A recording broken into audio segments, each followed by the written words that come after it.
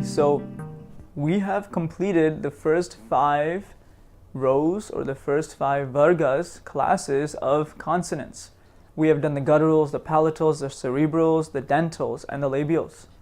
So now all we have left is the rest of Sanskrit. All we have left is the semivowels, the sibilants, and the important conjunct consonants. So in this video, we will do the semivowels, the sibilants, and the conjunct consonants. We will do that. We'll put all 3 of those topics together. And I'm trying not to sneeze because I have allergies, but I'm trying not to sneeze. So let's see how it goes. But so we'll put them all together, and we will form just enough knowledge for us to make the next video how we can combine consonants and vowels together. So to begin, we will go through the semivowels. Now the semivowels, they function, they are consonants, right? They are consonants. But the reason why they're called semivowels is because when in the process of sandhi, which is a combination of sounds, right? So if I'm trying to combine, let's say for example, the sound E with A, right? So let's say we have like Ravi followed by like, let's say Yasmat or something. That E will have to change into a Ya. We'll talk about this. But the sound Ya is associated with E, and the sound Va is associated with U. So these semivowels, which are actually consonants, right? They're consonants, and I'll show you. But they're known as semivowels because sometimes they change into vowels based on certain rules, which we will discuss. So to begin, the first semivowel is Ya, Ya, Ya. So we have, for example, the word Yama. These are restraints. There's 5 yamas in Patanjali's Yoga Sutras, in Ashtanga Yoga. The first anga, the first limb of Ashtanga Yoga is yama, restraints. Ahimsa, Satya, Brahmacharya, Asteya, Aparigraha. So these are the different, non-violence, truth, etc. These are the different restraints or practices that need to be done. So yama, yama, ya, ya.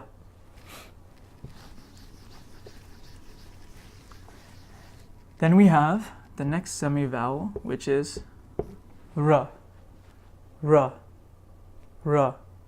So we have, for example, the name Rama, which is a very popular deity, very popular god, known for righteousness, being honest, sticking to his word. In the story, the Ramayana, very popular epic in Hindu tradition. And so we have this name Rama, and we also have Ravi, which is the sun. Ravi, Rama. So we have the Ra sound being attached to a short and the Ra sound being attached to a long So Rama, Ravi. So this is the symbol here. And then we have, let's write it a little bit better. I do have to improve my writing skills, but you guys will get the idea of it. So La, there's this the sound La. So for example, we talked about the word laghu, which means light, buoyant, right? Something that, like a ball you put into water, springs right up. So laghu, laghu. So La, La. So this is straight up the third semivowel. So La, La. And then the final semivowel we have here is Va, Va, Va. So for example, we have the sound Vastu. The name, the word Vastu, which means object. Vastu is a sort of object or a thing. Vastu, Va, Va. So we have done the semivowels. That's it. Ya, Ra, La, Va. These are the semivowels. And you'll see why they're called semivowels. But remember, they're consonants. Ya, Ra, La, Va. So just like Ka, Ka, Ga, Ga, right? Ka, Ka, Ga, Ga. We have yara, lava, etc. Now the sibilants. Sibilants. These are, so for example, we have this sound right here. Sh. Sh. Sh. So for example, we have Shakti. Shakti, which is power, strength, often associated with feminine power, feminine energy. Shakti. So Sha. Sha. Sha. Now, this sound is associated with the palatals. Now, if you remember, we had cha, cha, ja, jha, and nya, right? There's also a sibilant associated with this right here, right? There's a sibilant associated with this varga, the cha varga. It's called sha. So from the same place where you're making the cha sound, cha, cha, ja, jha, nya, right? The palatal area, cha, you're also making the sound sha from that same area, sha. So cha, cha, sha, same area. So sha is the first sibilant, right? Then we have the next one as, whoops, to make this better. Did the same exact thing. Okay, let's try to do this a little slower. Okay, I was like, I swear, if I do the same thing again. All right, so this sound is sha, sha. The previous sound was sha from the palatal area. This is a sha, sha. This is from the cerebral area. So if you remember, we had da, ta, da, dha, na, right? We have a sibilant associated with this, which is a sha. So da, ta, da, dha, na, sha, sha. This is a sibilant. So we had sha and sha. We had a palatal sha, and we have a cerebral sha, right? This is the second sibilant. And so now we have the third sibilant, which is a sa. Sa. Sa. Very simple. So we have the word Surya. Surya, which means the sun. So sa, sa, right? So, and for the previous, I'll tell you word for the previous sound, but for here we have Surya. So sa, sa. This is the third sibilant. So remember, we have the palatal class, right? We have the cerebral class, and we have the dental class. And this is the cha varga, remember? Cha, cha, cha, cha, ja, ja, right? Then we have the ta, cerebral class, ta, ta, da. Then we have the dental class, ta, tha, right, etc.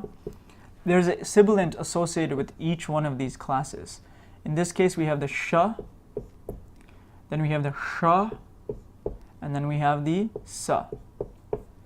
So with these classes, ta, tha, da, dha, na, there's a sibilant associated with this class, which is a sa. With the cerebral, ta, tha, da, dha, na, there's a sha, sha, cerebral associated with that class. And this cha, cha, ja, jha, nga, we have the sha, sha, normal sha associated with that class. So these are the sibilants. I'll write these all out, slowly by slowly. I'll recap it at the end. But now, the last two things I'm going to say is this. We have these two conjunct consonants that show up a lot. The first conjunct consonant is this. Right? Write it again. And conjunct consonant just means two consonants are conjunct together. There's a lot of conjunct consonants, and they have this certain look to it that I have not shown you at all from any of the consonants, and we will go over them eventually, but they're not like they're not of immediacy right now that we need to know the conjunct consonants. As we learn, we'll go along with what they are, but we can make a separate video on them. So this one is ksha, ksha. So it's a ksha. So it's like a k sound with so it's like this k right here, right? Plus that sh sound we just made. That's one of the sibilants we just made a while ago, right? So this is a k and a sh. So you're putting them together and you're making a ksha. Whoops.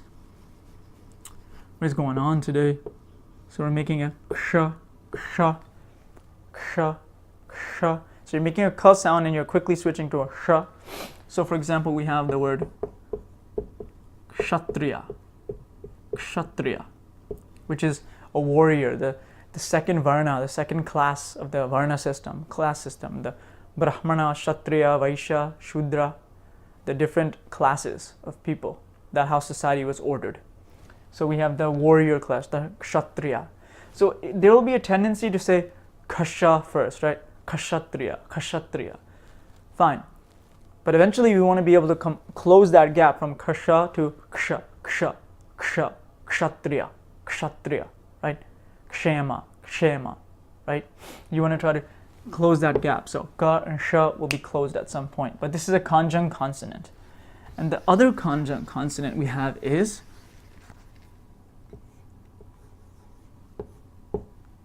this is pronounced as, well, let's use a word. Let's just write this again. Gnya, gnya, gnya, gnya, gnya. So we have, for example, the word jnana, jnana, jnana, which means knowledge, right? Jnana. So jna. Now the question you may be asking is, why is it jna if it's a combination of a j plus a what does that sound? This one. So let's go through this slowly by slowly. This is a j, right? And this is a nya. This j is in the palatal class, if you remember, right? So j right here. J, palatal class. This nya is also of the palatal class as well, right? So why are we saying gnya? Gnya. Why are we saying it like the ga, right? Of the first guttural class, right? Well, there's two ways to say it. Some people say jnana, some people say jnana, jnana, right? So you would intuitively think this is jnana. You could say it like that if you want, but it's also said as jnana. I say jnana, that's how I've always heard it. But the point is that this is a conjunct consonant. So whenever you see this symbol, it's a conjunct consonant. So you'll see it like, jnana, knowledge. You'll see it like that. So, but you can pronounce this as either gnya or jnya. So jnana or jnana, right? So yajnavalkya or Yajnavalkya or Yajnavalkya, you could say it like that. But so it's a gnya or a jnya. But don't worry, we will gradually go through this, slowly by slowly. But now I want to list out everything we just did right now. So first and foremost, let's make this the focus. So here we have the gutturals. Ga, ka, ga, gha, and ng, ng, right? Then we have the cha, cha, ja, jha, and nya, right? Then we have the ta, tha, ra, dha, ra. Then we have the ta, tha, da, dha, and na. Then we have the pa, pa, ba, bha, and ma. We have the 5 classes, right? These are the gutturals palatals, cerebrals, dentals, and labials, all produced at different areas from the mouth. Towards the back of the mouth, there was a palate, the top palate up here, the dental by the teeth and by the lips, labial. Remember, each of these is associated with a particular sibilant. So sha, sha, and sa. And we have these semivowels. So hopefully we can write them here. So let's see if we can write them here. Ya, ra, la, va. Ya, ra, la, va. Semivowels. And finally, the two conjunct consonants, ksha and gnya or jnya, right? Now, these three are associated with the classes. These are not, right? The semivowels are a separate category. And these conjunct consonants are a separate category. Here we have all of the consonants based on what we should know, right? That's it.